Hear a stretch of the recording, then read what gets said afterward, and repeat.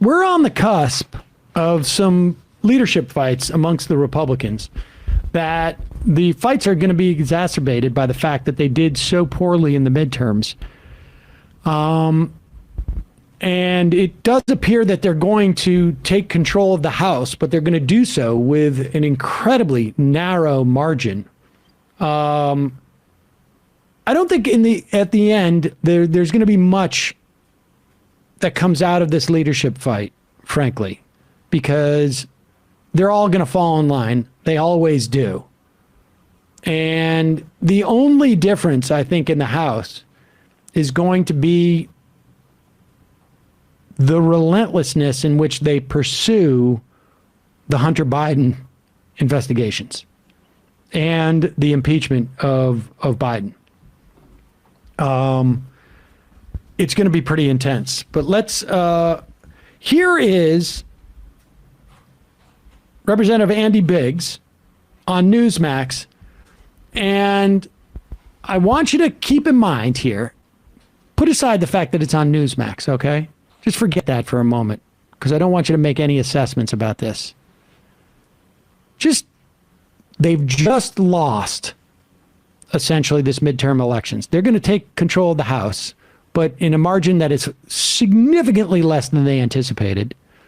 They have failed, all but failed, for the first time in 100 years, to get rid of an incumbent senator on the Democratic side when the opposite party is out of power. It's possible that Herschel Walker could pull it off in Georgia, but I don't think that I haven't heard anybody make that assessment. There's no reason to think that he's going to, but it's possible.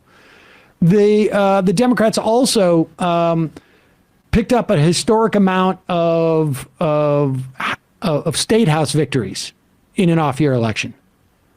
So you would anticipate some measure of humility. And if you listen to Representative Biggs here, it sounds like it's there. Like McCarthy has taken this party down the wrong track, and we need to pull back. Listen to him.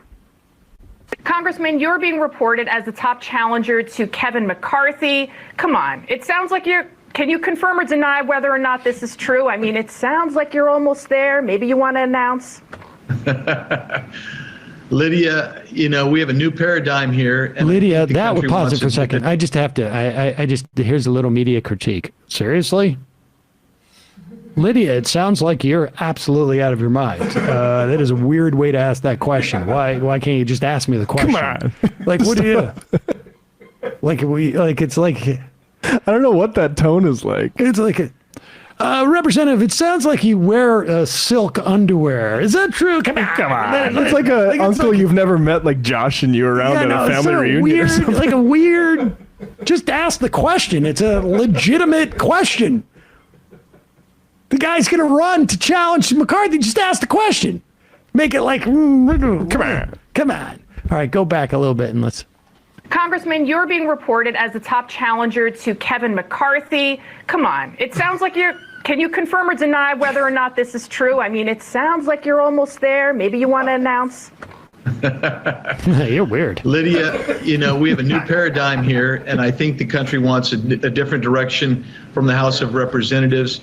And it's a new world. And yes, I'm going to be nominated tomorrow to the position of Speaker of the House. We'll see if we can get the job done and the votes. It's going to be tough. I mean, Kevin has raised a lot of money and done a lot of things, but this is not just about Kevin. I think it's about institutional direction and trajectory, and that's where we're going to see if we have enough people who agree that we need to change the trajectory of this place and open it up so where people can actually represent their constituency in a more open and transparent manner.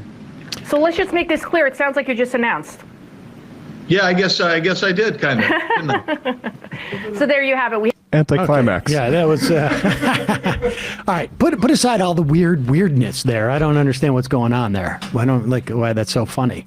You hear that? We need to have a new paradigm. We need to have a new direction in the House. We need a change in the institutional direction. It's a new world. We need to change the trajectory. And I hear that, And I think like, oh man, are they getting the word that they're out of touch with the American public? And this guy is basically saying like, we need to get down to the business of doing real work for the American public. And Kevin McCarthy's not doing that. Now, maybe that's just my bias. That's what I heard him say. There is no greater proponent of Q or right-wing fanaticism in the House than this guy, at least one out there. So he's not saying we need to take these losses where Carrie Lake loses and Bolduc loses and Blake Masters loses and Dr. Oz loses. We need to take these losses and change our trajectory to become a little bit more sane for the American public.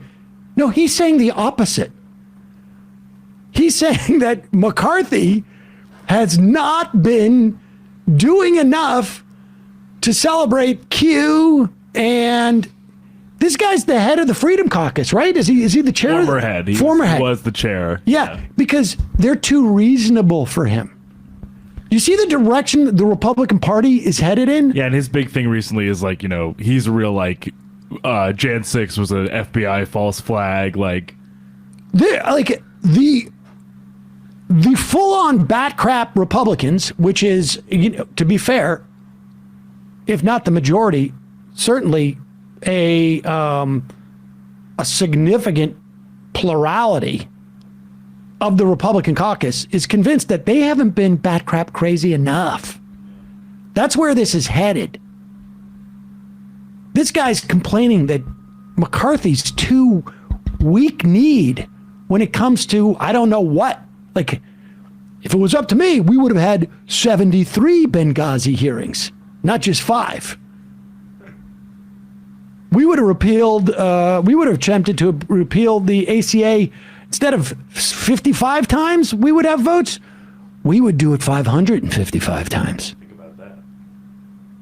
This guy is going to call for, and I don't think he's going to win his race here because, like he said, McCarthy raises money, does all the things that build support for political agenda as opposed to like storming the Capitol.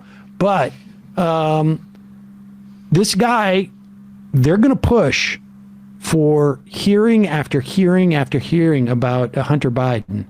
And I'll tell you something, it's like they're going to buy a digging machine.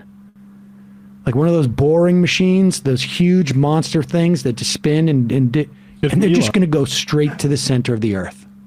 That's where they're taking this. Like they're going to be so far down a wormhole that it's going to be fascinating to see what happens in 2 years. Yeah, and I think part of this is I don't necessarily think Andy Biggs has a real thinks he has a real shot of like taking out all of McCarthy's different factions for the speakership, but I think he's basically just trying to imply like you got to come to the table with the Freedom Caucus a little more, and then we'll without support a doubt. you. Like if you put a few of us more on the steering committee, so we can get more plumb committee assignments. If you give us a few more rules that we want in committee, like. That's great. Marjorie Taylor Greene, chair of the Judiciary Committee, right, something like that. Yeah, right. Yeah, it's going to be crazy. Literally, one of the insurrectionists, Spocko asked if didn't he ask for a pardon? I think he did. This guy. I mean, when you hear him talk, you think like, oh, they're trying to moderate. Wait a second, Biggs, he must be talking about like we've been too moderate. This party's been too moderate. Is what he's saying. Even the little like dig at McCarthy raised a lot of money. Like the faux populism is it's dark what's going on in the Republican Party. Super dark.